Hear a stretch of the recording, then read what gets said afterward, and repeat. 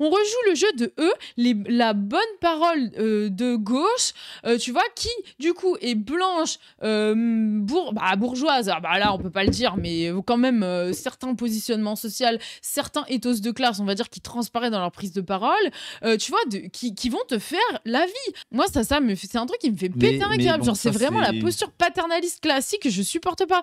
Mais vraiment insupportable. Soyons matérialistes. Ouais, Voyons par pitié. vraiment ce qui se passe quand on fait du travail du sexe à tous les niveaux, que ce soit de la loi, que ce soit la stigmatisation, que ce soit tous ces effets-là qui sont spécifiques au travail du sexe, parce qu'ils ont beau se dire matérialiste selon le marxisme, blablabla. Si tu prends juste des catégories et que tu regardes pas comment ça se fait réellement dans les conditions réelles, et ben en fait, tu es déconnecté, tu te retrouves avec des discours qui sont Oui. très médiocres. Travail facile, mais Et même moi, c'est les... ça que j'ai aimé de Morgane Merteuil, Ouais. qui a dit Padu, j'aimerais bien te voir sucer un god. Donc en gros, Attends, pas du hop, ring. Là, C'est c'est bon. un streamer, enfin non, plus streamer du coup parce qu'il a quitté Twitch, mais un YouTuber genre politique, voilà, qui est communiste. Marxiste, communiste. Voilà, et donc il est avec sa petite team Position Revue et Dr Zoé. Et après un pressing hardcore sur Twitter, ils ont dû parler de ce qu'ils pensent du travail du sexe.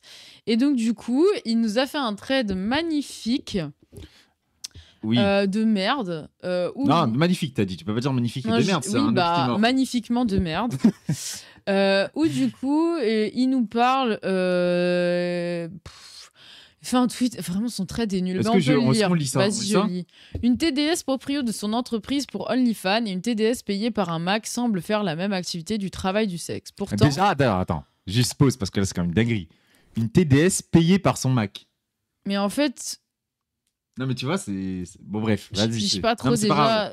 Bref. Juste le Mac qui paye sa TDS, tu sais, genre. Il essaye de me remettre un rapport de salariat, en fait. C'est quand même l'exploitation du travail sur la TDS du Mac. Tu sais, il en fait payer en mode c'est un patron tranquille, tu sais. Vraiment, c'est son patron et son employé, tu vois. Oui. Bon, bref, mais bon, passons sur ça. Oui. Pourtant, la première fait cette activité dans un rapport de production petit bourgeois et l'autre prolétaire. Ah, c'est quoi un Mac? Un Mac, c'est un macro, c'est un proxénète. Voilà.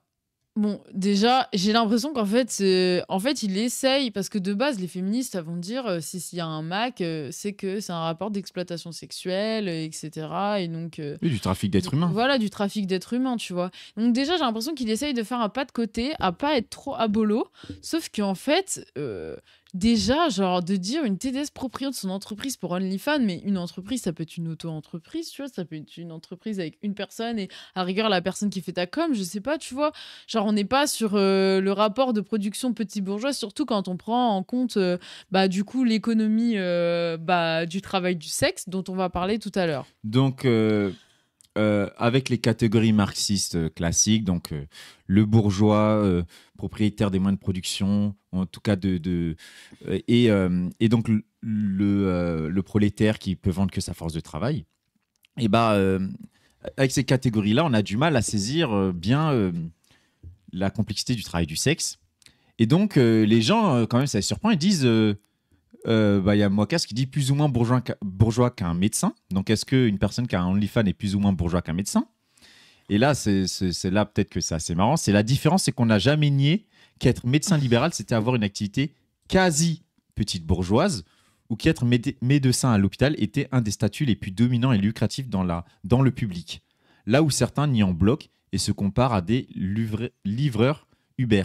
Donc les TDS sont des petites bourgeoises et lui c'est un quasi petit bourgeois, mais il se fout de ma gueule, genre vraiment. Et donc là en fait ce qui est intéressant c'est pourquoi ne pas lâcher, parce que moi je comprends, c'est très utile par exemple le marxisme et ses catégories pour penser plein de situations. Oui. Vraiment, je pense que personne les rejettera, même les plus post-marxistes, post-modernes ne les rejettent jamais à 100%. Mais peut-être que pour ces cas-là, il faut peut-être penser d'autres catégories ou les articuler avec d'autres choses pour éviter en fait de prendre une meuf qui a un OnlyFans. Parce que selon ces outils-là, la meuf qui a un OnlyFans est au-dessus, juste parce qu'elle a ses moyens de production. qu'un médecin payé 6 000 euros à l'hôpital public, quoi. Bah oui, bien Socialement, sûr. elle est au-dessus. Bah, dans les rapports de production, ils vont te dire. Oui, Il va dans dire, les mais rapports de production. socialement, c'est pas nécessairement ça. Mais c'est ça après, c'est ça la question qu'on peut leur poser. Pourquoi ne regarder ça que selon la lunette De rapports de de production. production? Pourquoi s'imposer ce regard-là s'il n'est pas très effectif pour bien situer les individus, tu sais? Ouais. Moi, je comprends pas pourquoi ils tiennent tant à regarder qu'à travers cette Bah, perspective-là. ils tiennent temps pour surtout ne pas avoir à parler des TDS. Parce qu'en fait, après, regarde, il dit le fétichisme de la marchandise, le fait d'interpréter les choses en dehors des rapports de prod qui les sous-tendent, vous fait croire que ces activités sont égales. Et votre puritanisme vous empêche de penser le TDS comme un travail s'insérant dans différents rapports de production.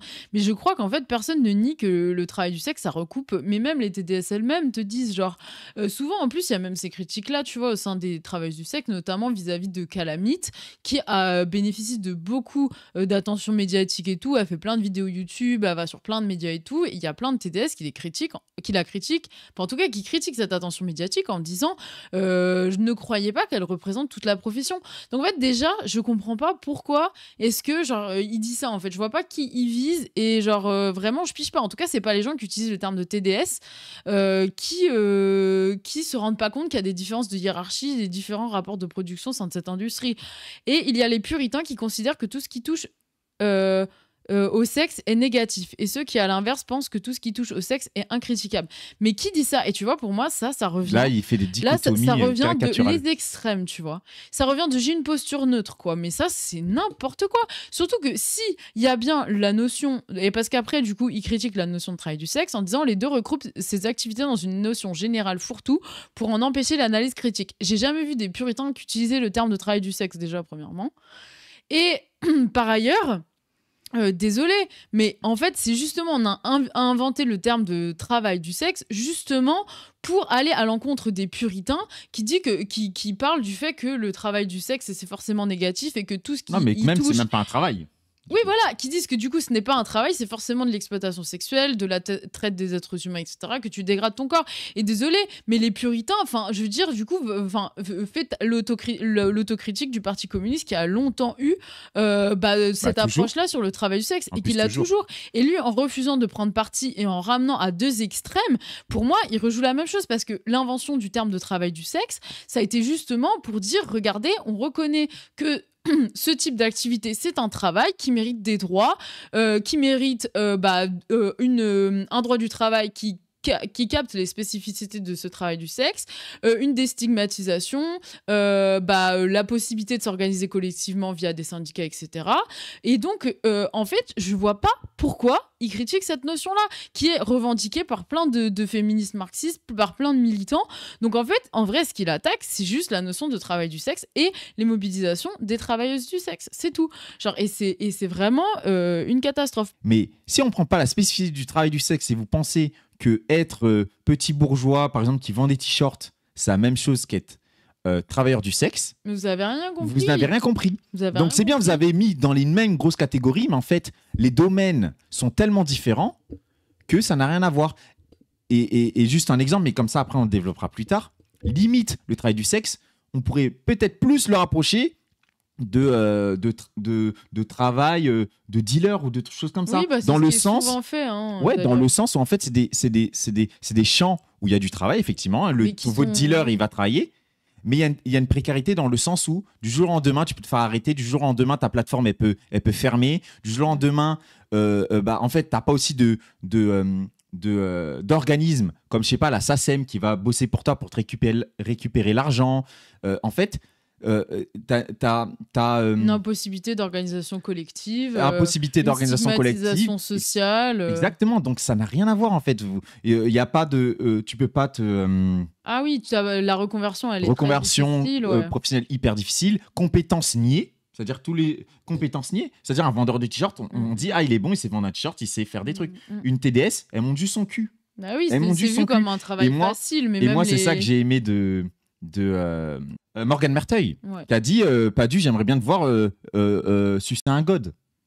Tu vois, dans le sens, rappeler que c'est des compétences aussi. Et toutes ces choses-là sont oubliées parce que c'est la spécificité du travail du sexe.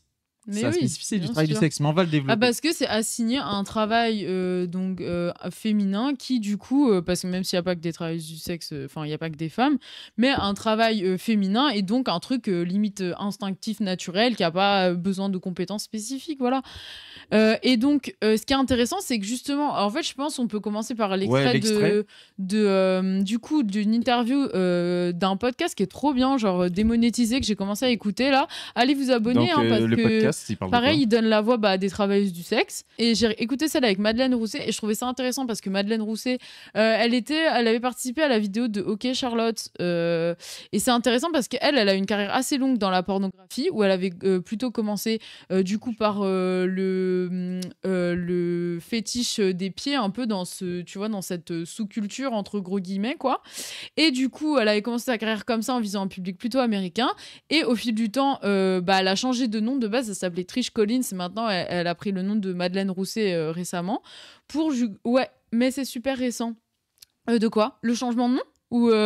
Et du coup... Et donc, qu'est-ce que je disais ? Et oui, et du coup, maintenant, en fait, elle a quand même une grosse carrière et genre, elle a quand même une grosse communauté. Et du coup, elle dit que... Et là, on voit que même elle... quoi. Je mets l'extrait avant, oui, tu veux elle, dire. c'est clairement pas une travailleuse du sexe les plus tu vois, genre dominées, les plus précaires, etc. Pour autant, on voit bien, là, dans ce cas-là, donc dans l'extrait qu'elle décrit, on voit bien à quel point ce métier est précaire et est victime d'une forte stigmatisation, surtout dans un contexte récent, du coup dont elle parle assez bien et ce qui va nous permettre de rebondir et d'amorcer le sujet, donc let's go. Ok. Et sur son Instagram, elle fait des contenus hyper sympas, militants et tout, et puis même d'ailleurs pour son travail en général, elle fait un super taf. Ses vidéos porno, elles sont même culturelles, elle peut d'art parler de et tout, films donc et tout. allez-y quoi. C'est vraiment sympathique son travail. En général, donc allez la suivre, trop la queen, et comme ça on écoute son extrait. Let's go. Quand t'es dans le travail du sexe, tu sais, au fil des années, il y a toujours des gros events en mode tel truc est banni, tel truc est bloqué, il y a telle loi qui est passée. Et du coup, aux US, il y avait eu Sesta Fosta, c'était en 2018, je crois. Tout à fait.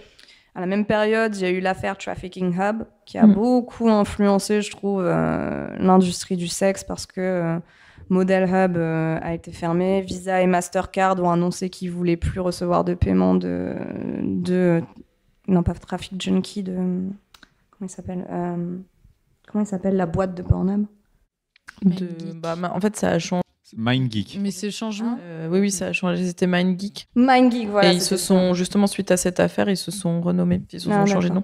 D'ailleurs, j'en profite pour expliquer un petit peu donc, aux personnes qui nous suivent et qui découvrent. La loi Sesta-Fosta, c'est une loi qui est passée aux États-Unis donc en 2018 et qui, en gros, pour vous le faire assez court, c'est une loi qui, en fait, responsabilise et criminalise les hébergeurs de sites web et les sites web sur le contenu qui est proposé chez eux.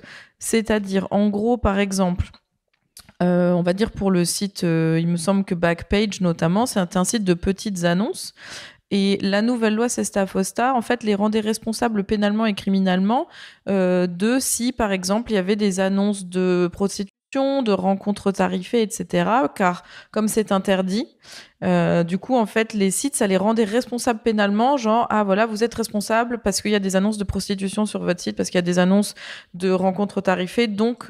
Et là, du coup, je pense que je peux revenir là-dessus parce que j'ai des petites datas en plus. Et en gros, concrètement, la loi Sesta-Fosta, en gros, c'est 2 lois.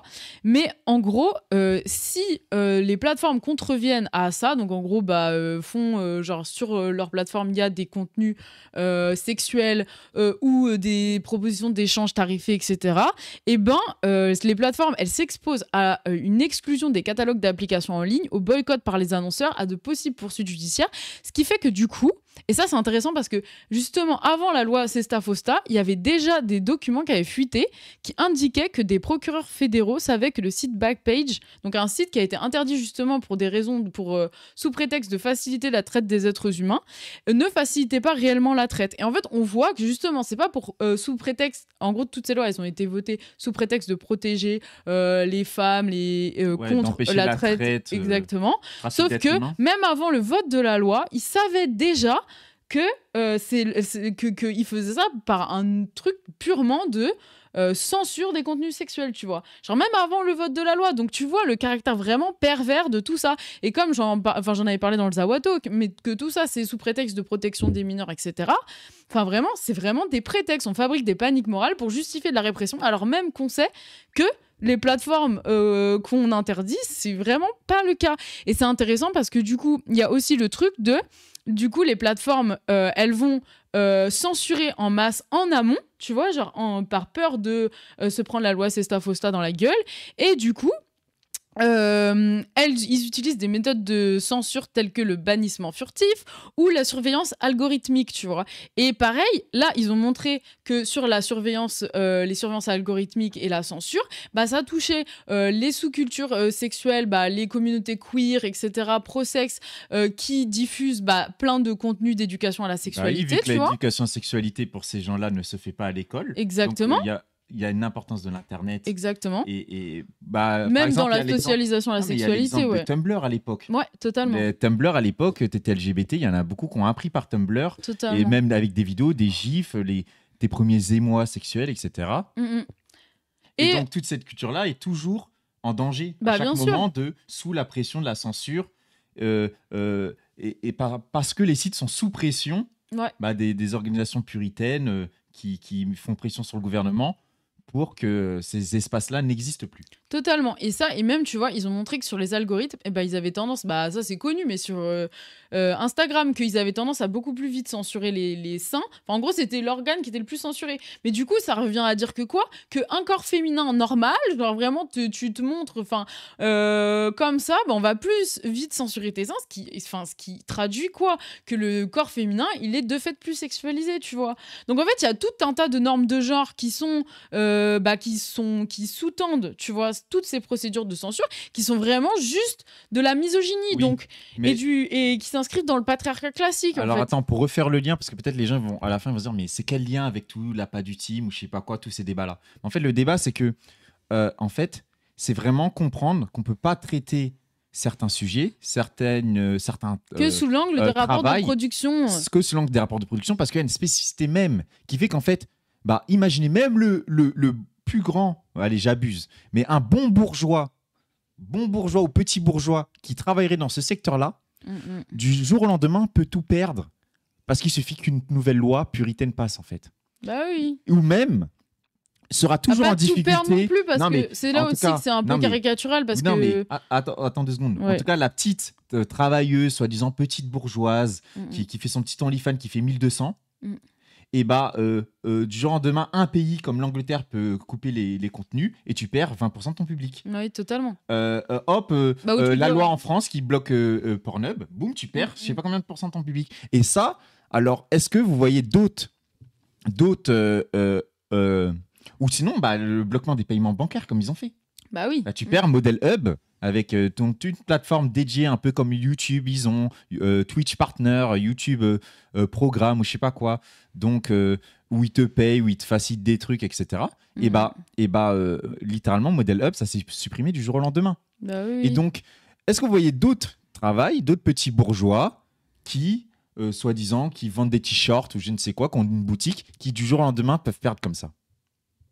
C'est quand même, il y a une spécificité en fait. Oui, il y a une spécificité même. Totalement. Et donc, nier cette spécificité en les regardant qu'à travers des lunettes marxistes qui en fait empêchent de bien voir les choses, c'est ridicule. C'est ridicule. Mais du coup, excuse-moi. Les dernières années, j'ai divisé mon chiffre par 2 avec les nouvelles lois Twitter. Ah bah d'ailleurs, si tu veux nous envoyer des liens pour ton contenu, vas-y. Vas-y. Je suis pas sûr que c'est autorisé par Twitch. Ah ouais ? Justement, tu vois. Oui, bon. Je suis pas sûr que tu arrêtes de partager des trucs. Ceux qui ont... Oui, mais après, le truc, c'est que, comme ils disent, mais les travailleuses du sexe, ça s'adapte. Hein. Du coup, tu fais du contenu un peu pas soft porn, mais directement pas porn du tout, et que tu rediriges vers tes plateformes, vers d'autres plateformes. C'est ça aussi. Le problème, c'est que cette précarité-là, elle te pousse toujours à faire plus dur, quoi. Ouais, ou totalement. Moi, pour faire une pub, pour, je sais pas, je vends des t-shirts, j'ai juste à payer YouTube AdSense ou je ne sais quoi, j'ai juste à faire une pub. Elles doivent se casser les méninges pour faire une danse avec la dernière trend où tu te mets un peu sexy mais pas trop parce que l'algorithme pourrait te choper et te shadowban. Donc tu fais un peu attention et tout ça, c'est des trucs qui encore sont de la spécificité du travail sexuel. Et donc si ils pensent à ces questions-là sans penser à la spécificité du travail sexuel, ils pensent mal. Et donc, c'est pour ça qu'ils tombent dans toutes les erreurs classiques. Et en vrai, ça me fait grave plaisir parce que je pense que c'est vraiment important d'avoir quand même. Surtout qu'il y a de plus en plus d'initiatives. Je trouve, tu vois, genre ce podcast qui vient de Pop, qui est trop stylé. Madeleine Rousset qui fait grave du contenu depuis un certain temps, tu vois, aussi sur ces questions-là. Enfin, il y a tellement de gens à soutenir et tout. Et en plus, même plein de TDS. Enfin, moi, j'ai rien que, tu vois, mettre leur contenu sexuel. Après, ils font du contenu un peu plus. Politique ? Ouais, pardon, j'arrive plus à parler. Il y a Lucas Granger aussi qui travaille à Canal+, le côté porn, quoi, qui fait plein de contenus aussi que moi j'aime bien, des fois, genre des publications assez courtes, genre pour te mettre à jour sur les actualités du travail, du sexe, etc. Et vraiment, c'est très, très sympa. Mais t'avais deux choses à dire. Ouais, oui, j'ai plein d'autres choses à dire. Donc, du coup... soyons matérialistes. Voyons vraiment ce qui se passe quand on fait du travail du sexe à tous les niveaux, que ce soit de la loi, que ce soit la stigmatisation, que ce soit tous ces effets-là qui sont spécifiques au travail du sexe, parce qu'ils ont beau se dire matérialiste selon le marxisme, blablabla. Si tu prends juste des catégories et que tu regardes pas comment ça se fait réellement dans les conditions réelles, et ben en fait, tu es déconnecté, tu te retrouves avec des discours qui sont très médiocres. Victor, je sais pas quoi. Oui, être petit bourgeois, c'est vendre sa force de travail pour soi. Et mon père l'est dans un domaine tout à fait autre, à subir ce genre de choses et a subi des choix de ses partenaires au point de remettre en cause tout son système. Non, mais oui, mais en fait, d'ailleurs, oui, je suis d'accord avec toi dans le sens où oui, la définition, merci, ok. Mais en fait, le truc, c'est que, tu vois, moi, ok, d'accord, admettons, pas de souci, on retient cette définition-là. Pourquoi est-ce que dans un contexte où, justement, là, on va en parler, peut-être on peut parler du tweet, justement, sur toute la censure, là, les lois FOSTA-SESTA, le tweet de Hertz, genre sur...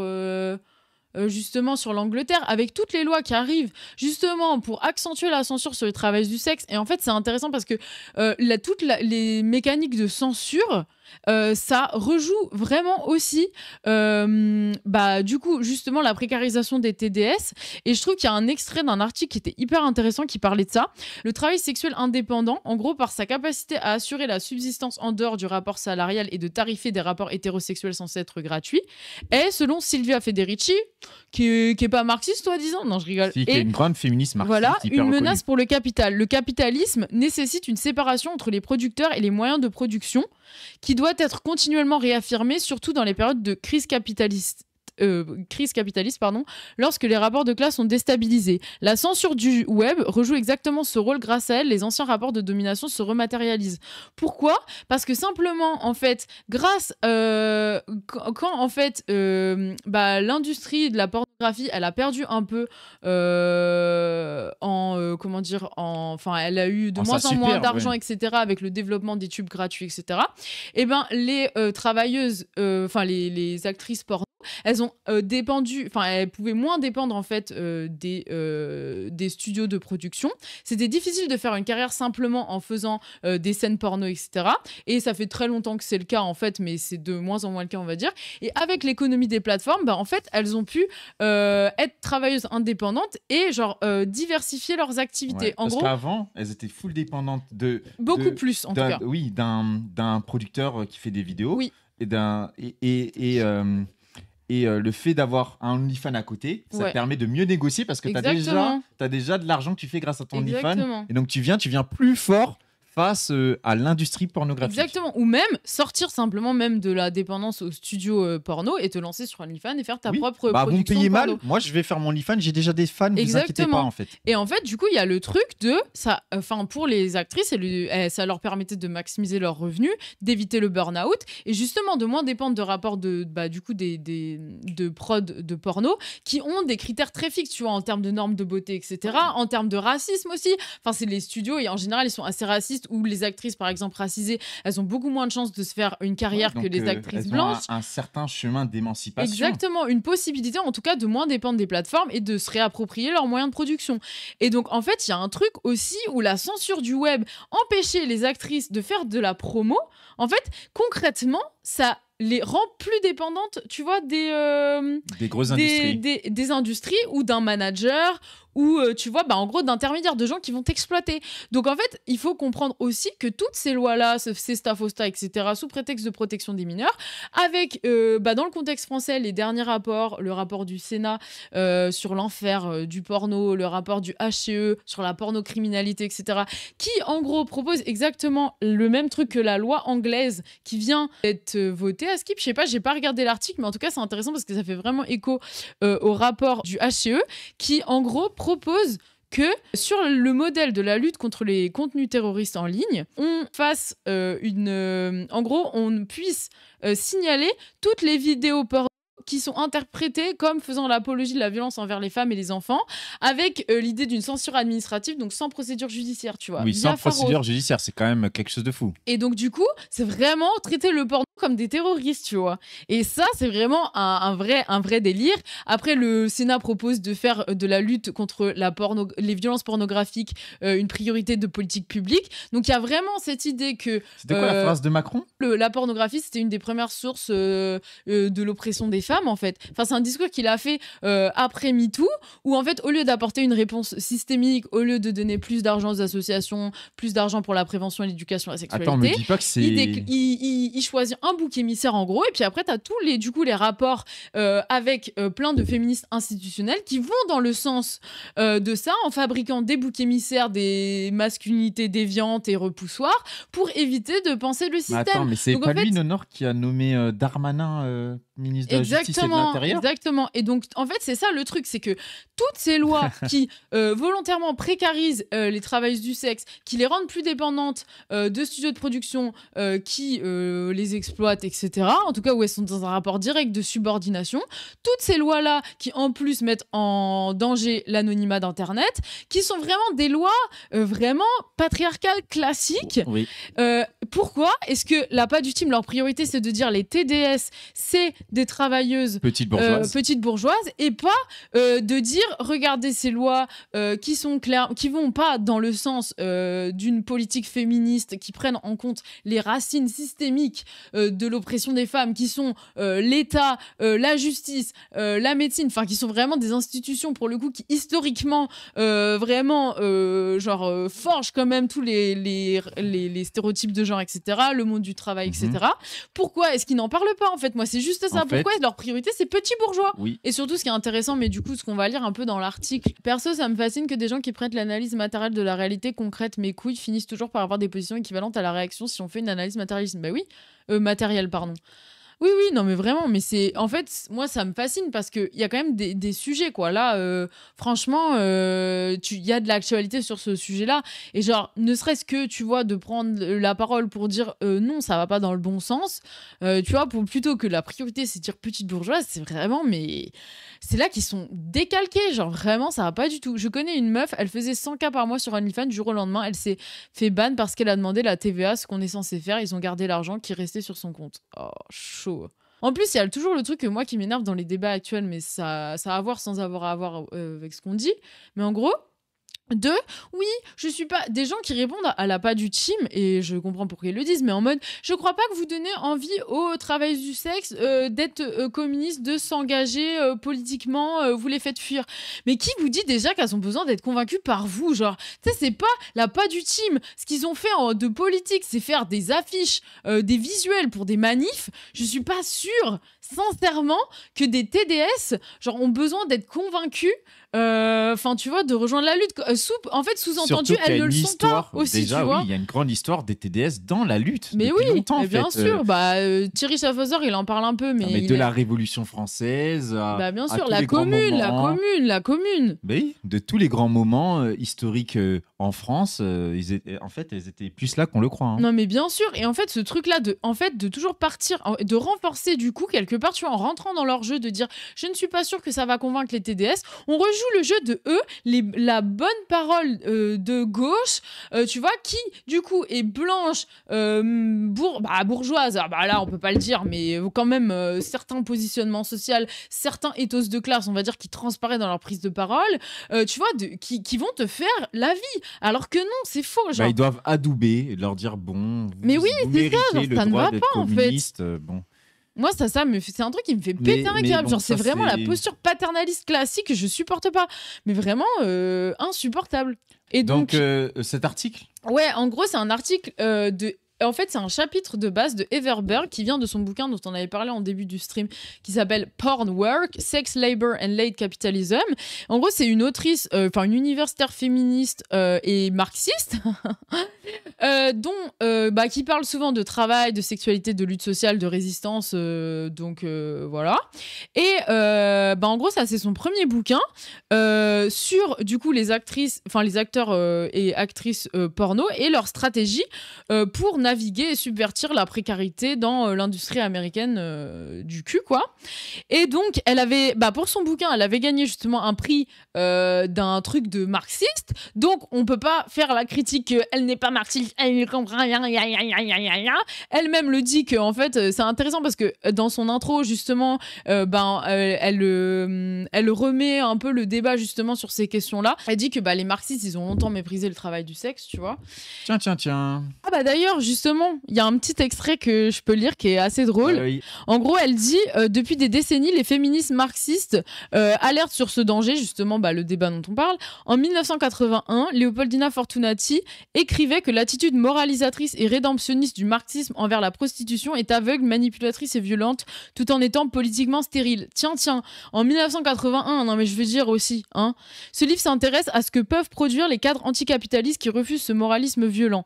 L'une de ses productions, c'est une critique du travail en tant que tel. Et ça, c'est intéressant dans tout son travail, mais elle décrit, quand elle a rencontré les travailleuses du sexe, il y en a plein, tu vois, des actrices porno qui disent, moi, j'ai vraiment fui le travail, tu vois, et qui revendiquent justement. Et ce que revendique le aussi... travail salarié classique. Le travail oui, salarié, exactement. pour préciser. Et c'est ce que dit Madeleine Rousset aussi, qui a dit qu'en fait, elle a eu ses parents galérer dans des métiers hyper aliénants et qu'elle avait vraiment ce besoin de fuite, quoi, tu vois. Et après, bien sûr, il y a toujours un peu plus en nuance où elle dit que, bien sûr, les actrices porno, elles travaillent, que la plupart se disent qu'elles travaillent, mais il y a quand même un espèce de truc où justement le statut d'indépendant dont on va parler dans son chapitre qui a été traduit justement permet quelques marges de manœuvre et de grappiller un peu d'agentivité quoi et de liberté.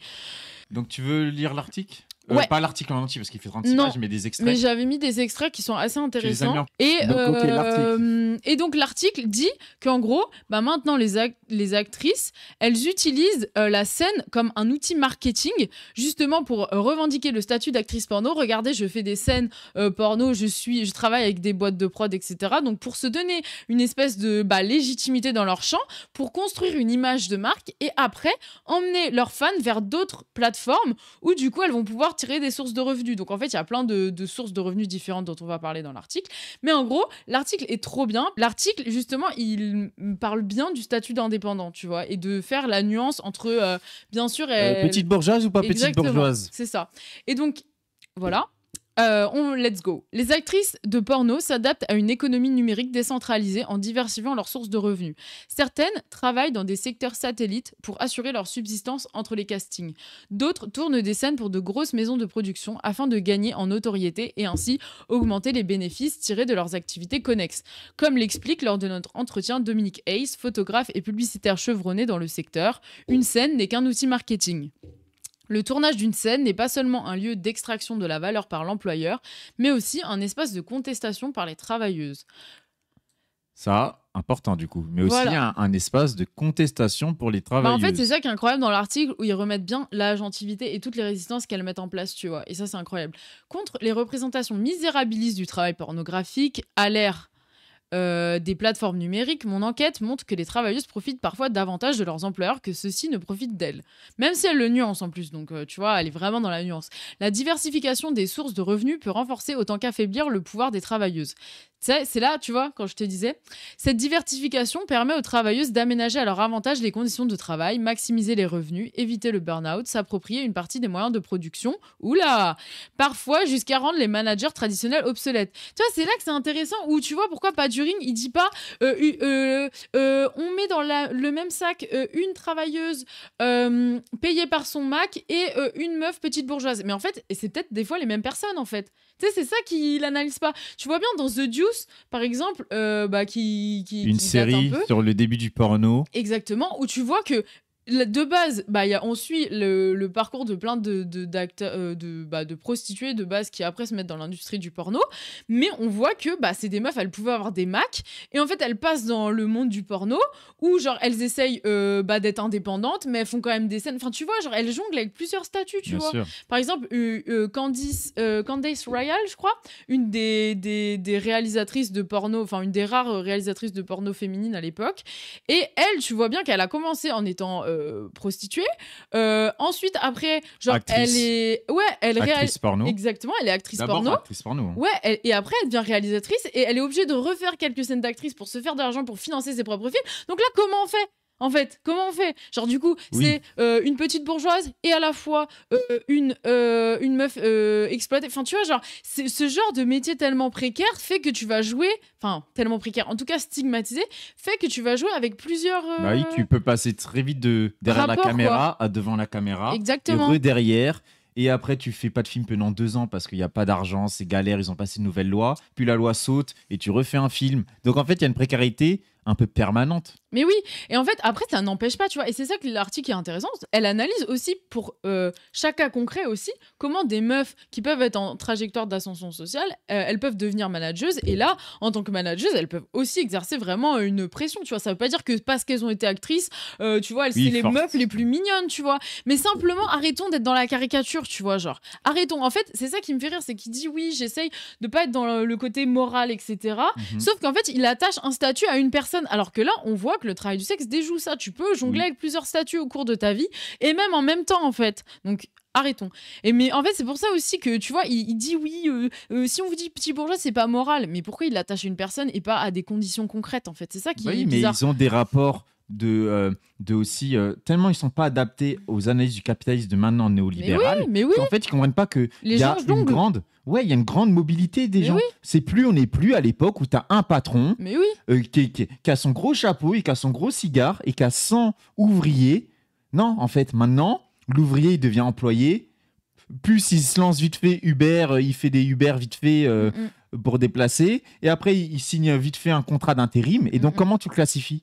Comment tu le classifies ? Et eux, ils comprennent pas que ça se rejoue aussi partout dans la société, et y compris dans le travail du sexe, où des fois, tu fais une vidéo où tu es payé par une industrie, un industriel, un producteur de porno, et après, en même temps, à côté, tu as ton OnlyFans, et après, il marche pas trop, du coup, tu retournes faire des films, et après, il marche plus tes films, donc du coup, tu revas faire un OnlyFans, tu sais, et en fait, c'est toujours des trucs assez mouvants. Et ça, ils le savent pas, et ils l'analysent mal, parce que ils comprennent pas la spécificité du travail sexuel. Et donc, les gens qui se revendiquent comme les plus matérialistes, on regarde bien les structures, etc., en fait, ils ont un rapport presque feignant, je dirais, à leur utilisation du marxisme pour surtout pas penser réellement une situation. Et c'est là, tu vois aussi que le bouquin, du coup, est intéressant parce que, et c'est ce que plein d'autres chercheurs disent, mais qu'en fait, le travail du sexe, ça préfigure un peu aussi l'évolution du capitalisme pour la plupart des travailleurs, tu vois. Il y a un côté pas avant-garde, mais un peu, peut-être ça peut être effrayant aussi et pas tellement, mais en tout cas, genre, ça préfigure quand même certaines... ça permet de voir, en gros, les évolutions du capitalisme, tu vois. Bien sûr. Et en fait, c'est là que du coup, c'est vraiment intéressant pour le coup. Simplement qu'ils analysent matériellement les faits, qu'ils lisent le bouquin, je sais pas, qui voilà, et qu'ils se rendent compte que matériellement, c'est plus compliqué que ça. Et en fait, justement, si peut-être qu'ils s'y intéressaient plus sincèrement, peut-être qu'ils auraient des analyses un petit peu moins grossières. Voilà, c'est tout. Mais après, tu vois, en vrai, c'est vraiment ça. T'as raison, c'est grossier. Mais c'est grossier, c'est grossier. C'est vouloir faire, je sais pas, de l'horlogerie avec un marteau. Oui, il y a un peu de ça. Surtout que là, justement, en fait, ce qui est incroyable dans son article, c'est que c'est extrêmement fin, en fait, parce qu'on voit qu'elle se base sur un travail d'enquête et que oui, c'est difficile à démêler, il y a des trucs contradictoires, il y a, comme elle le dit, tu vois, et c'est ça qui est intéressant aussi dans la pensée, c'est de penser les contradictions. Et donc, voilà, mais les revenus complémentaires des actrices viennent aussi subventionner les employeurs et contribuer aussi au statut du maintien, au maintien du statu quo, en assurant l'existence de toute une armée de réserves de travailleuses prêtes à tourner dans des scènes peu rémunérées, parfois dans de très mauvaises conditions, où elles sont obligées de payer, tu vois, leur propre lingerie, enfin tu vois, il y a plein de choses où des frais qui sont pas couverts par la production sous prétexte que mais tu vois, tu as une notoriété sur d'autres plateformes, donc voilà.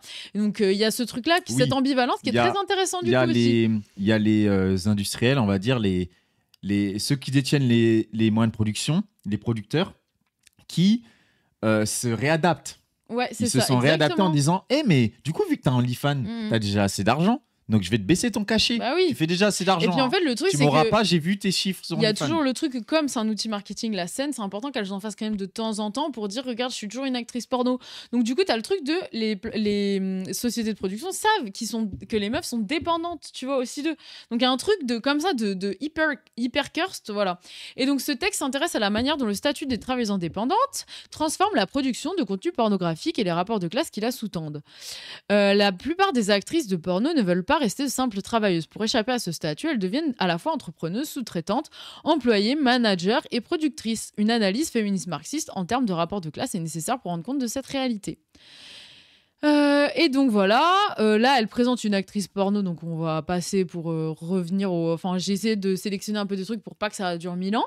Oui, on va essayer de faire vite dessus. Le travail pornographique s'ajuste aux évolutions plus générales du travail indépendant. Comme l'explique Sarah Horowitz, fondatrice du syndicat Freelancers Union, pour faire carrière aujourd'hui, il faut combiner plusieurs jobs, gérer plusieurs clients, apprendre à devenir expert en marketing et en comptabilité, improviser un bureau dans une chambre à coucher, un café ou un espace de coworking.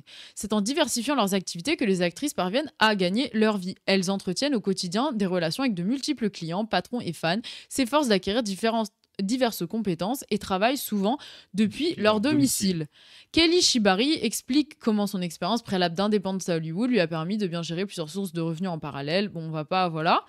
Et en gros, les propos de Kelly Shibari sur la nécessité de diversifier ses activités face à la pénurie d'emploi font écho au récit historique sur la précarisation du travail aux États-Unis. Ce récit du déclin raconte comment la stabilité salariale acquise après-guerre s'est érodée dans les années 90 sous la pression des contrats à temps partiel et du statut d'indépendant. La limite de ce récit est qu'il est implicitement construit autour de la figure d'un travailleur blanc masculin et de classe moyenne. Les Donc travailleuses... Ça, attends, parce que ça, c'est intéressant. Ça, c'est aussi une critique qu'on peut faire à la gauche, y compris au milieu marxiste. Aux syndicats aussi, qui prennent mal en compte le statut d'indépendant. Voilà, et qui arrivent très facilement à créer des théories ou à défendre les intérêts du travailleur blanc, masculin et de classe moyenne, et en plus de moins en moins, parce que c'est quand même plus en plus difficile de défendre même ce travailleur-là. Et donc, on voit que ça ne fait pas exception sur le travail du sexe. Voilà. Aussi. Les travailleuses non blanches... complètement à l'opposé du coup de ce travailleur-là. Les travailleuses non blanches des classes laborieuses n'ont par exemple jamais vraiment eu accès à cette stabilité socio-économique. Aujourd'hui, comme hier, les personnes aux marges de l'économie doivent faire preuve de créativité pour survivre. C'est ce que la classe ouvrière africaine-américaine, au sein de laquelle il y a toujours eu des travailleuses du sexe, nomme depuis le XXe siècle le hustle. Le hustle. Voilà. Et donc, attends, on descend parce que là, c'est pas trop truc. Ah, mais là, c'est intéressant. Ça commence où Là. Ouais, la multi-activité est une réalité ancienne et toutes les travailleuses ne la considèrent pas uniquement comme un fardeau. Le contrôle et l'autonomie que la plupart des actrices de porno affirment désirer sont incompatibles avec le type de sécurité de l'emploi défendu par les syndicats dans les secteurs plus conventionnels. En défense de l'emploi stable, un activiste et travailleur conventionnel décrit la précarité du statut d'indépendant en ces termes. Nous sommes recrutables à la demande, disponibles à toute heure, exploitables à volonté et renvoyables sur un caprice. Ah, mais attends, ça ressemble du coup à Uber, là, j'ai l'impression. Hein. Bah oui. Mais en gros, c'est ce que... Attends. Elle est renvoyable sur un caprice. On doit jongler entre les petits boulots et se contorsionner au nom de la flexibilité. Or, les actrices porno, du moins celles que j'ai rencontrées, ne voient pas forcément cela comme un problème. C'est vrai que c'est intéressant aussi, tu vois, sur ce que tu vois, Dany Raz, il disait souvent, mais sur aussi, genre, il y a des gens, ils aspirent pas nécessairement au salariat, tu vois. Ils aspirent pas parce que quand, du point de vue de, moi, typiquement, je suis cette meuf, j'aimerais bien être fonctionnaire toute ma vie, tu vois. Mais du coup, moi, le statut d'indépendant me fait bader. Mais pour autant, il y a plein de personnes, tu vois, ils veulent le statut d'indépendance, ça a quand même des bons côtés. Et du coup, c'est le cas des actrices porno et je trouve ça intéressant aussi de capter. Pour eux, c'est une émancipation, quoi. Exactement. Vraiment, dans l'aspect agentivité, j'ai plus de choix. Ouais, voilà, exactement. Enfin, émancipation à nuancer, je trouve le concept un peu bizarre, mais bon, voilà. Non, mais comment les gens se disent s'émanciper. Après, est-ce que ce soit vrai ou pas ? Elles sont nombreuses à avoir quitté des emplois relativement stables à temps plein, précisément pour la flexibilité que leur offrait le travail du sexe. Ce n'est donc pas toujours faute de trouver un emploi stable, mais bien par refus du rapport salarial que les travailleuses se tournent vers le statut d'indépendante.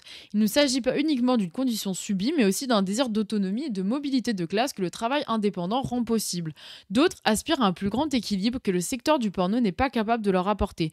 Disposer de sources de revenus variées assure en tout cas la survie des actrices dans un secteur en mouvement perpétuel, comme on le disait avec le déclin de l'industrie et le changement avec les tubes gratuits, etc. Qui fait que, parce qu'en fait, les trucs comme MindGeek, Pornhub, etc., c'est en fait, ils pirataient le contenu des sociétés de production pour les mettre gratuitement en ligne. Et en fait, leur modèle économique repose vraiment sur le piratage et le vol, quoi. Et du coup, ça a vraiment précarisé les sociétés de production qui ont de moins en moins de thunes. Et du coup, le mouvement perpétuel, l'économie des plateformes, etc. Donc, c'est sûr que voilà. Rien que les choix de tes horaires quand ton taf, c'est de baiser, c'est quand même mieux, je trouve. Ça, c'est clair. Hein. Non, mais c'est vrai que moi, genre, il y a des trucs aussi où j'ai pas non plus envie du salariat. Je me dis, la thèse, c'est un bon truc où, voilà, je peux choisir aussi, tu vois. Oui.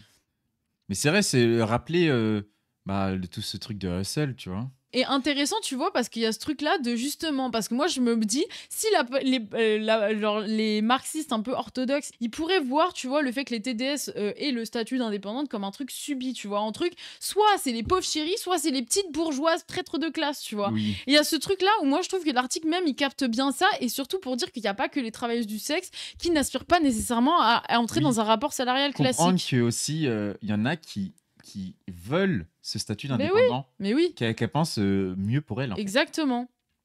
Et donc voilà, là, c'est à peu près là-dessus. C'est leur cauchemar de se rendre compte de ça. Non, mais c'est leur cauchemar de se dire que des gens, avec leur propre agentivité, font des choix qui ne sont pas ceux qu'ils préfèrent, tu vois. Non, mais ça, c'est sûr. Et ça doit faire mal aussi. Et oui, et parce que... Ouais. Et donc, c'est intéressant parce que le livre aussi parle pas mal de ça, de comment aussi tous les modes de mobilisation collective de la gauche classique, comme les syndicats, etc., les syndicats et puis aussi les grèves, etc., comment est-ce que justement le travail du sexe et les résistances dont elles font preuve peut montrer des alternatives à ces modes d'organisation classiques, tu vois, et de modes de résistance classiques. Et je trouve ça assez intéressant. Et là, elle parle en gros du fait que, du coup, en fonction du genre et en fonction de la classe et de la race, les acteurs et actrices porno vont pas avoir les mêmes...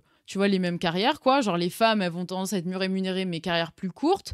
Après, les femmes en général noires, enfin, aux États-Unis, du coup, elles vont être moins rémunérées que les femmes blanches. Enfin, il y a plein de trucs comme ça. Après, pareil, si t'es pas une meuf cis, ça va être plus difficile. Après, il faut qu'elle soit jeune. Enfin, bref, toujours les... Voilà. Donc ça, c'est intéressant là-dessus. Voilà. Ah oui, voilà. Et donc là, c'est sur le statut de porn star, c'est pas mal. En gros... Mais ça, tu vois, moi, c'est ça aussi qui, par exemple... et je vois qu'eux, ils sont tombés aussi dans ce piège-là, c'est penser le travail du sexe qu'à travers la porn star. Ouais. Tu sais que quand même, en fin de compte, la porn star, est-ce qu'elle représente tout le porno ? Bah non. Non, totalement. En fait, est-ce qu'elle représente tous les travails du sexe ? Pas du tout, en fait. Et donc, peut-être ne pas lire sur la porn star parce que... Non, mais c'était intéressant, pas sur nécessairement la porn star, mais comment tu as besoin de ce statut de porn star qui est pas vraiment un statut, tu vois, genre je veux dire, il y a pas énormément d'actrices porno hyper connues, tu vois, mais en fait c'est le truc de, je me base sur le fait de faire des scènes porno pour justement vendre toutes mes autres activités en parallèle, tu vois. Oui, et c'est donc... pour ça qu'elles font du savon, elles font des bougies. Exactement. Elles font plein de trucs à côté.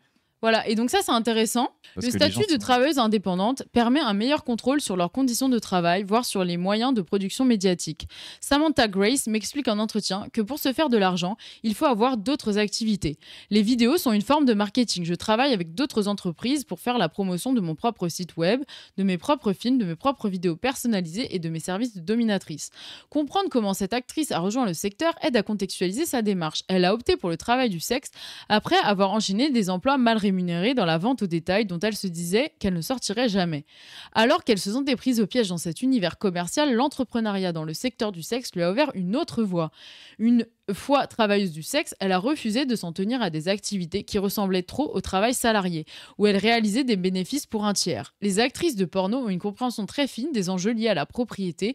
Elles travaillent pour autrui, afin de promouvoir leur propre site web, scènes en vente directe, produits et services. C'est ainsi qu'elles arrivent parfois à transformer ce qui est à la base d'un rapport d'exploitation salariale en une opportunité économique pour leur propre entreprise. Ça, c'est intéressant. C'est ainsi qu'elles arrivent parfois à transformer ce qui est à la base un rapport d'exploitation salariale en une opportunité économique pour leur propre entreprise. Et tu vois, et c'est là qu'aussi, donc là, c'est pas vous voyez précis. quand même, il y a quand même toute l'ambivalence du truc. Bah oui, quoi. il y a toute l'ambivalence du Et truc. donc, arriver avec Ces gros sabots là. ces gros sabots dans ça, c'est compliqué quand même. Hein. Voilà. Juste dire, ah, mais du coup, c'est des bourgeois, j'ai la preuve. Il y a écrit, attends, il y a écrit quoi?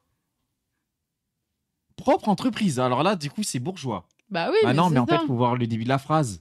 Transformer ce qui est à la base un rapport d'exploitation salariale en une opportunité économique. Bah oui. Tu vois, donc en fait, c'est ambivalent.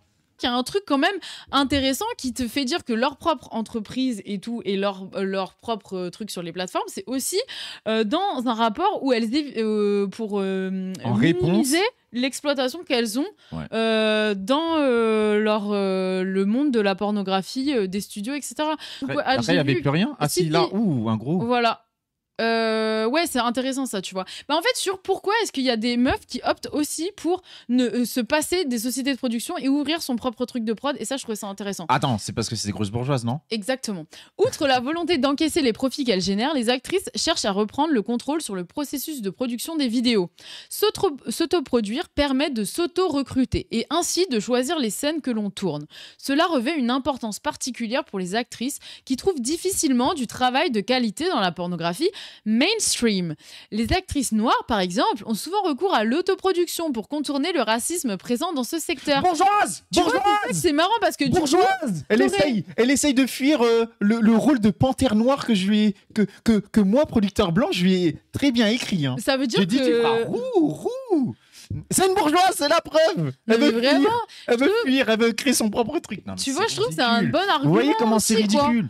Les gens, ça veut dire une meuf blanche qui va travailler en exclusivité avec, même si ça existe vraiment presque plus, mais pour une boîte de prod, elle sera une prolétaire par rapport à une actrice noire qui va s'autoproduire et qui va être une petite bourgeoise. Les gens... Certaines reçoivent peu d'offres de casting de la part de réalisateurs reconnus et sont prêtes à accepter tout type de travail.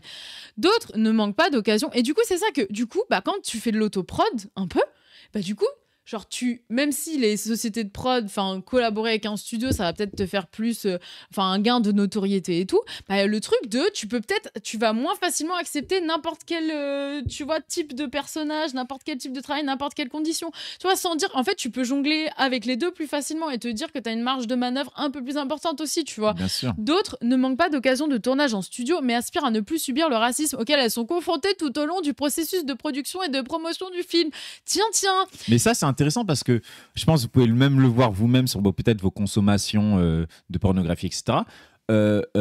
Tous les trucs un peu queer, un peu différents, etc., c'est des petits gens qui font ça en indépendant, en amateur. Mi-amateur, mi-pro. Pas vraiment aussi. Ouais, c'est pas les grosses. Il y a pas beaucoup de grosses prod qui fait ça. Peut-être maintenant, c'est un peu changé, je sais pas. Mais tu vois... tous ces trucs-là, c'est souvent les gens qui arrivent à le filmer par eux-mêmes en fait. Ben oui. Donc voir que sous le prisme bourgeois, c'est... Non mais ça, et puis même plus largement, faut arrêter toutes les... Enfin tu vois, il y a plein d'élucubrations sur l'industrie du porno. L'industrie, tu vois, même la notion, elle pose un peu problème et elle est remise en question parce que en vrai de vrai, même tu vois par exemple sur Mathieu Trashman, il a fait un travail sur justement le travail pornographique en France, donc le monde du porno en France, et par exemple il y a plein d'acteurs, ils sont super mal payés. Les femmes sont mieux payées parce que voilà, il faut les attirer et que souvent les scènes de porno se basent vraiment sur elles, leur notoriété, leur statut de porn star entre gros guillemets, alors que les mecs ils peuvent être un peu remplaçables, tu vois. Et du coup il y en a même qui acceptent des scènes gratuitement, tu vois. Et du coup tu te dis l'industrie du porno, tu vois, qui génère des millions et que les gens, tu vois, faut arrêter aussi, tu vois, toute cette idéalisation quoi, un peu. Certaines actrices sont victimes de discrimination d'une autre nature. Elles ne correspondent pas aux standards stricts du secteur en matière d'apparence physique et de performance de genre, ce qu'on disait. Je produis mes propres scènes parce que c'est la seule manière pour moi d'avoir du travail, explique Courtney Trouble, actrice, réalisatrice et productrice fat femme et genderqueer à l'occasion d'une conférence donnée lors d'un salon professionnel. Seules les actrices et les mieux rémunérées et les plus souvent sollicitées pour des tournages peuvent se permettre de ne travailler que pour le compte d'autres personnes. Mais même dans ce cas, elles choisissent d'adopter des fonctions managériales afin de diversifier leurs sources de revenus, décider de leurs conditions de travail et assurer la longévité de leur carrière. Parce qu'il y a un très gros turnover où tu vois qu'en fait, après il va parler du statut de manager qui sort un peu peu de notre sujet et puis du Ouais, coup, non, on va pas tout parler. on n'est pas. Mais il y a pas un obligé truc de que faire je ça. trouvais intéressant, tu vois, c'est que du coup, il y en a plein, enfin comme il y a un gros turnover, tu vois, où en fait, c'est ce dont Mathieu Trashman, il parle bien dans l'industrie porno, mais c'est que en gros, c'est vraiment un truc quand même de mecs, où c'est souvent les mecs qui sont des producteurs, en tout cas pour le porno français, il y a beaucoup de réalisateurs mecs, etc., où du coup, on va orienter tout sur le fait qu'un mec va maîtriser la sexualité d'une femme. Et donc, on va valoriser le fait que ça va être des actrices jeunes et pas expérimentées qui vont se faire guider et se découvrir, tu vois, genre découvrir leurs désirs, entre gros guillemets, devant la caméra. Et du coup, ça fait que tu as une préférence pour les actrices jeunes et aussi, c'est plus facile de leur imposer les conditions de travail que tu veux. Du coup, on maintient un énorme turnover aussi, tu vois. Ce qui fait que du coup, les actrices qui veulent faire un peu avoir de la longévité, elles vont devenir manageuses, tu vois, de scène. Et du coup, tu pourras analyser ça comme, bien sûr, une ascension sociale, ce qui est le cas, où du coup, elles vont pouvoir quand même imposer des trucs aux actrices. Et du coup, il y a un vrai rapport, tu vois, de subordination, un vrai rapport, tu vois, que tu peux analyser en des termes marxistes. Mais pour autant, il faut aussi le comprendre dans le truc de, il y a un gros turnover. Si tu veux survivre, il faut que, tu vois, tu deviennes manageuse, tu vois, aussi. Donc, un truc un peu subi aussi, dont, tu vois, et qui empêche aussi de trop caricaturer ça. C'est la complexité du réel, quoi. Et c'est pour ça qu'on dit qu'on peut pas parler de ce sujet-là sans rentrer vraiment dans le détail de ce que c'est matériellement le travail du sexe, et que juste en parler avec les lunettes qui sont finalement les plus éloignées, qui sont juste une définition très simpliste des moyens de production et du rapport de production marxiste, en fait, c'est vraiment... Mais oui, c'est médiocre, quoi. C'est vraiment médiocre. Là, il y a un autre côté aussi positif du statut d'indépendant. C'est ça Ouais, c'est les actrices peuvent contourner la dynamique travailleuse-manager en créant des ententes commerciales avec d'autres. Maxine Holloway décrit un réseau vraiment formidable de création de contenu commercial dans lequel les actrices produisent des scènes en collaboration avec des membres de leur communauté, souvent des amis ou des amantes, et se partagent la propriété du contenu. L'objectif de ce travail collaboratif peut être la production de contenu original destiné à la vente directe aux consommateurs ou à la création de scènes répondant aux demandes spécifiques des fans. Ça, c'est intéressant parce qu'on le voit souvent, des collaborations, gâtouses avec Calamite ou même des moins connus. Plein, parce que là, j'ai pris des très connus, mais les gens pas du tout connus, plus en bas de l'échelle, font aussi ça. Bien sûr. Et du coup, grâce à ce modèle commercial, certaines affirment pouvoir se passer de tournages rémunérés traditionnels. Pourquoi aller sur un plateau, laisser un réalisateur vous dire comment baiser et ne pas en toucher les bénéfices quand une scène indépendante sur OnlyFans génère tout autant de profit? La production indépendante peut offrir plus d'autonomie et conduire à des rapports sexuels plus agréables dans la mesure où les partenaires de scène sont généralement choisis au moins en partie pour leur attirance mutuelle ou tout au moins leur camaraderie. Elle n'échappe pas cependant aux pressions plus larges du marché. Mais non, mais c'est pour dire que tu vois, c'est toujours tout en nuances, mais il y a quand même des côtés positifs au statut d'indépendant, quoi.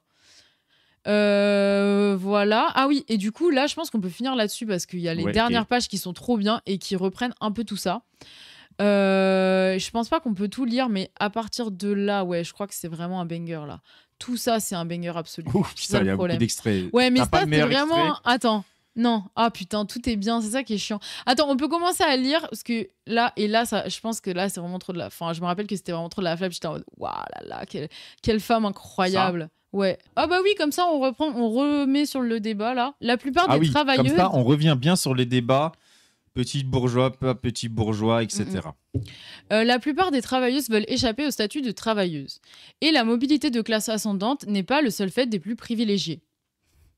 Comme le résume Herschel Savage, si tu ne possèdes pas ton produit, tu te retrouves vite fauché. Les enjeux sont encore plus élevés pour les travailleuses multidiscriminées qui subissent de plus mauvaises conditions de travail en tant qu'employées. Accéder à des postes managériaux devient alors un enjeu de survie, plus qu'un moyen de dégager de gros profits. La réalité de la plupart de mes enquêtés se retrouve à mi-chemin entre ces deux extrêmes.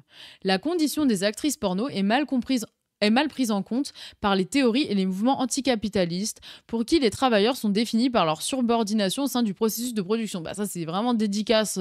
Pour le coup, c'est vraiment, on ne peut pas faire une dédicace aussi claire. Hein. Cette définition classique est plus facile à appréhender et suscite plus de sympathie que l'image d'une actrice porno qui tente d'extraire de la valeur en montant sa propre affaire. La pureté idéologique qui enjoint les travailleuses à rester fauchées repose toutefois sur une analyse simpliste des rapports de classe qui ne prend pas en compte leurs désirs et leur réflexivité. Bah là, c'est la réponse, elle est claire et efficace. Oui. Et c'est du coup, bah en fait, j'ai trouvé ça marrant parce que j'ai vu le débat repop et je me suis dit, ouais, c'est vraiment. En fait, le truc, c'est que dans les années 80, il y avait déjà le questionnement et ces gens-là, ils n'ont pas tiré les conséquences aussi. C'est juste à un moment, ils sont pas d'accord ou ils ignorent volontairement, tu vois. Voilà. Il y a la suite. Et donc, les actrices de porno ont désormais accès aux moyens de production et il leur arrive d'employer d'autres personnes à qui elles confient le travail de casting ou de post-prod. Cette réalité se laisse difficilement saisir par les termes du marxisme orthodoxe. Suivre à la lettre Marx et Engels reviendrait à ranger ces travailleuses manageuses du côté de la bourgeoisie, Marx et Engels. De fait, nous avons vu que les actrices aspirent souvent à échapper à la condition de travailleuse au sens traditionnel de celle qui doit vendre sa force de travail pour assurer sa subsistance. Certaines voient le fait de vendre leur force de travail à un patron comme quelque chose de profondément dégradant, tandis que d'autres trouvent que c'est tout simplement bien mal avisé, étant donné qu'avec son corps, un smartphone et une connexion Internet, on détient désormais les moyens de production. Voilà aussi, si les moyens de production étaient si difficiles à avoir, tu vois, ça se poserait peut-être pas la question dans ces termes aussi, quoi. Genre à un moment, c'est juste la démocratisation d'Internet, voilà, quoi. Si les actrices de porno ne sont pas que des travailleuses, elles ne sont pas pour autant suffisamment fortunées pour s'affranchir d'un travail quotidien de subsistance. La mobilité de classe constitue plutôt pour elles un moyen d'assurer leur survie. Là, on revient au truc, c'est bien parce que ça boucle la boucle. Le statut d'indépendant constitue à la fois une alternative potentiellement déstabilisatrice au travail salarié et un accès au patronat. Là, c'est ça aussi, tu vois, elle ne nie pas aussi, quand même. Enfin, tu vois, c'est là aussi qu'elle reste dans les termes marxistes, tu vois, genre, elle saisit la nuance et l'ambiguïté du truc, quoi. Elle tranche pas bêtement comme ça, quoi. En s'appropriant leur propre surtravail, les actrices deviennent, de fait, leur propre patronne et s'affranchissent des contraintes du salariat. Mais si le tournage de scène pour les plateformes numériques échappe à un contrôle managérial direct, il n'échappe pas pour autant aux hiérarchies sociales. Voilà, c'est ça, c'est très intéressant aussi. Oui, parce qu'à mon avis, certaines qui vont s'émanciper entre guillemets par OnlyFans, bah en fait, à mon avis, on regarde tout de suite le top OnlyFans, et on va voir que des femmes blanches, bien portantes, cis, peut-être blondes, tu vois. Bah oui, bien sûr. En fait, évidemment, c'est pas parfait, et d'autres aspects de la vie sociale comme le racisme. D'où l'intérêt de reconnaître, rejouer, quoi. Tu vois, la valeur de la notion de travail du sexe pour parler de la stigmatisation qui touche ce domaine spécifiquement, de la répression de la part de l'État, de la censure, de la précarisation qui est produite pas seulement par les rapports de production, mais les rapports de genre, les rapports de sexualité, etc. Sans pour autant nier la spécificité interne aux travailleuses du sexe et dire qu'il y a plein de statuts différents, quoi. Et que même, y compris au sein des actrices porno ou des entrepreneuses OnlyFans, il y a toujours plein de hiérarchies aussi, quoi. Et pour certaines actrices, il s'avère en fait plus difficile de négocier dans ce nouveau cadre moins formalisé leurs conditions et leurs limites, et les limites de leur investissement professionnel. Ça, c'est intéressant aussi, c'est un chapitre de son ouvrage. J'ai pas tout lu, hein, mais en gros, elle fait tout un chapitre où elle parle justement de à quel point aussi, avec tout ce truc de tu dois performer l'authenticité, etc., les notions, enfin les limites entre travail perso et vie perso et vie professionnelle se retrouvent un peu floutées, tu vois. On va dire la TDS un peu old school qui veut aller au boulot entre guillemets, faire son travail du sexe, rentrer, voilà. et elle va avoir un choc dans ce nouveau néolibéralisme où il faut qu'en fait elle fasse des petites stories. Bah oui, qu'elle crée un lien avec son public, où du coup tu montres un peu ton intime, tu montres un peu ta vraie personnalité, si elle n'a pas les compétences numériques. En fait, c'est des compétences de communication qu'on peut apprendre à l'université en com. Et aussi. Et peut-être pour des TDS plus âgés, ça va être compliqué aussi, tu vois, de faire cette transition-là. Et ouais, totalement. Et aussi, l'objectif de cette enquête n'est pas de défendre le modèle d'analyse marxiste, historiquement daté et limité par sa non prise en compte du travail sexuel et des autres formes de travail soi-disant non productifs.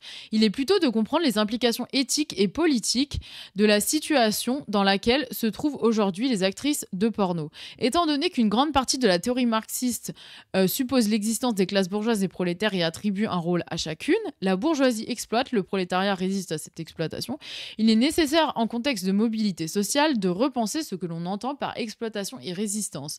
Plutôt que de parler d'une classe ouvrière figée, les géographes féministes marxistes, qui écrivent sous le nom de plume de G.K. Gibson Graham, envisagent les positions dans la stratification sociale comme multiples et changeantes. Ces changements sont particulièrement fluctuants dans le monde de la pornographie, où une personne peut être manageuse le matin et travailleuse le soir, ou remplir ces deux fonctions simultanément, comme on l'a dit. Voilà, et compte tenu de son potentiel de démocratisation, le porno amateur est décrit par Mireille Miller-Young, qui est incroyable, comme un espace intensément politisé où se floute la frontière entre exploitation et empouvoirment, plaisir et péril, communauté et aliénation. Cela s'applique aussi aux activités satellites. Nous aurions pourtant tort d'y voir dans une veine post-marxiste un affaiblissement des enjeux politiques liés au rapport de classe. Les processus d'exploitation et de résistance subsistent, même lorsque leurs sujets sont mobiles. Ce n'est pas parce que les rapports de classe dans le secteur du porno sont difficiles à appréhender qu'ils ont perdu de leur poids politique. Même si les managers ne sont pas toujours les mêmes personnes, le rôle de manager consiste toujours à faire respecter la discipline sur le lieu de travail.